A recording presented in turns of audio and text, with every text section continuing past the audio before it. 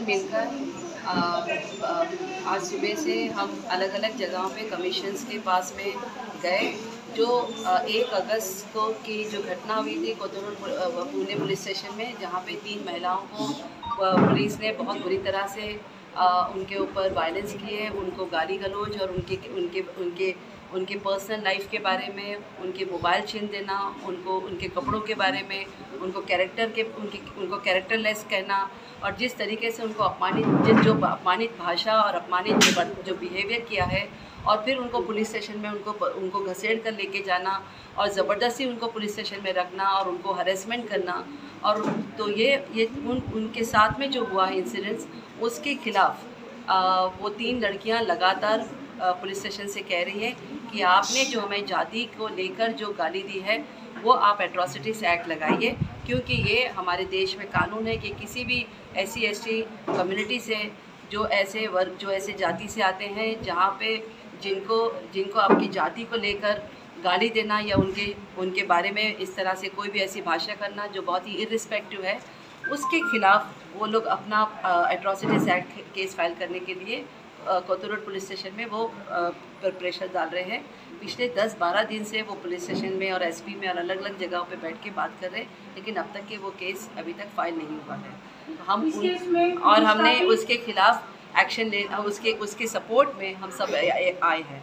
दूसरा हमारा मानना है, उसमें मराठी में भी बात करेंगे, दूसरा हमारा मानना है कि ये जो महिलाओं के साथ पुलिस घूस करना, उनके कपड़े, उनके मोबाइल, जिस तरीके की जो भाषा इस्तेमाल की गई है, उनके फ़ोटो निकाल के देखना कि तुम किसके साथ रिलेशन है, कौन तुम्हारा दोस्त है, उनकी पर्सनल लाइफ के बारे में जिस तरह की भाषा जो बहुत ही बोली गई है, वो बिल्कुल गंद और बहुत ही बुरी, मतलब कि बहुत शर्मनाक भाषा है, जो अनएक्सेप्टेबल है। किसी भी औरतों के बारे में इस तरह की भाषा सरकार, पुलिस, प्रशासन को तो अधिकार बनता ही नहीं है और आम नागरिक को भी बिल्कुल नहीं बनता है। तो हम ये बहुत ही गलत है और ऐसा माहौल इस देश में बन रहा है, अपने महाराष्ट्र में बन रहा है। ये चिंता है, इस चिंता को लेकर हम सब इधर इकट्ठा हुए हैं। महिलाओं के केस को लेकर काफ़ी लापरवाही दिखाती है, इस चीज़ को लेकर आप क्या कहना चाहोगी? ये जो आप घटना बता रहे हो ये भी काफ़ी दुखद घटना है, लेकिन पुलिस इसमें भी लापरवाही कर रही है। आज की जो प्रेस कॉन्फ्रेंस है उसके बारे में और मराठी में भी और थोड़ा और ज़्यादा बात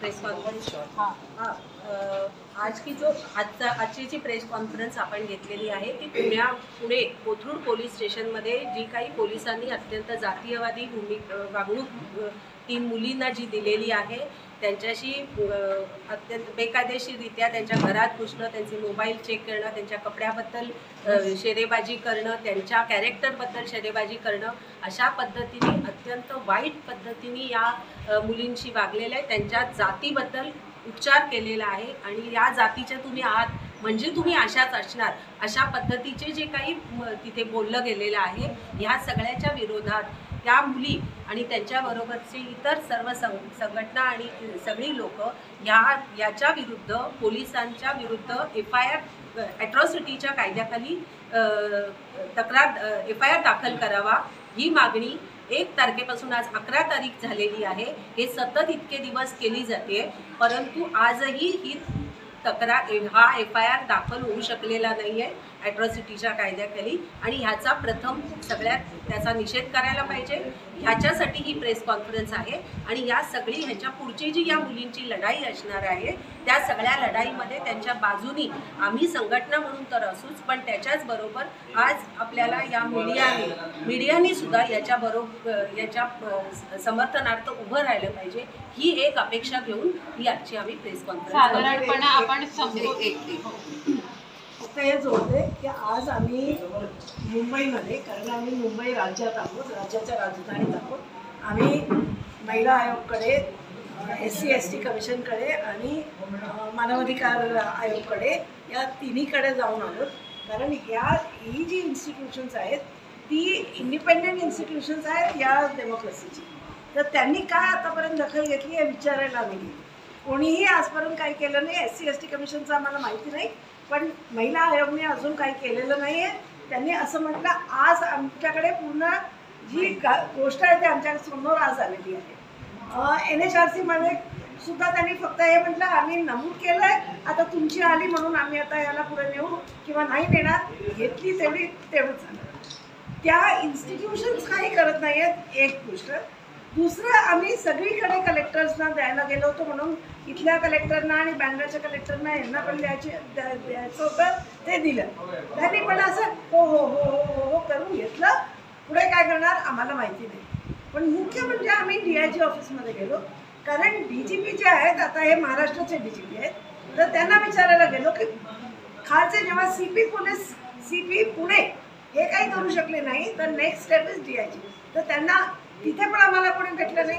आता त्यांनी सांगितलं आम्ही त्याचा पाठपुरावा करू, आम्ही पण त्यांचा पाठपुरावा करू की ते पुढे काय करतात. ते म्हणाले आम्ही हे पुढे पाठवू आणि मग ते इथून शेरा लिहून इथून ते CP ऑफिस पुण्यात जाईल. आता आम्ही परत त्यांना विचारणार आहोत काय लिहिलं त्याच्यात आणि त्यांना सांगणार आहोत की आमची एक मुलाखत करून द्या. पण आम्हाला असं वाटतंय की हे जे इन्स्टिट्यूशन्स आहेत ते आपले काम करत नाही आहेत आणि आम्हाला खूप काळजी वाटते की या 3 मुलींचा गुन्हा काय होता. खरं हे गुन्हा आम्ही रोज करतोय, आम्ही लोकांना सपोर्ट करतोय, आमच्या घरात राहायला देतोय, तर हे काय गुन्हा आहे. जर कोणाला आपल्या घरी त्रास होत असेल आणि तिकडे राहायचं नसेल, माहेरचं घर असू दे सासरचं घर असू दे, तिला तिथे जबरदस्तीने राहणं हे काय जबरदस्ती सरकार करणार आहे की तिला आपल्या संविधानामध्ये हक्क आहे की ती बाहेर राहू शकते, जिथे राहायचं असेल तिथे राहू शकते, ती वयस्क आहे, तिला जे करायचं ते ती करू शकते.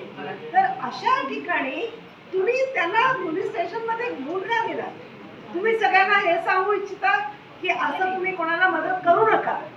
स्त्रियांना जर त्रास होत असेल तर त्यांना परिवार कुटुंबात जाऊन राहावं, तिथे त्यांचं जे काय होईल हगवणे हे झालं आपल्याला माहिती आहे, त्यांना मारलं जाईल तरी चालेल, पण बाहेर निघता कामा नये. आता आम्ही म्हणतोय या मुली खूप छोट्या छोट्या शहरातून येऊन मोठ्या शहरात अभ्यास करून शिकून तिकडे आपले इंडिपेंडेंटली राहत आहेत, त्यांची नोकरी करून राहत आहेत. त्यांना काय असं म्हणतात की तुमचं यांच्याशी तुम्ही झोपता त्यांच्याबरोबर झोपता, हे काय आहे. तर आम्हाला काळजी वाटते की आमची 50 वर्षांची जी लढाई आहे त्याला हे कुठे मागे नेत आहेत, म्हणून आम्ही इकडे आलो. आणि जसं यांनी सांगितलं तसं मीडियाला पण आम्ही म्हणतो की तुम्ही पण एक डेमोक्रेसीचा एक स्तंभ आहात, तुम्ही पण प्रश्न विचारा, प्रश्न विचारायला सोडू नका.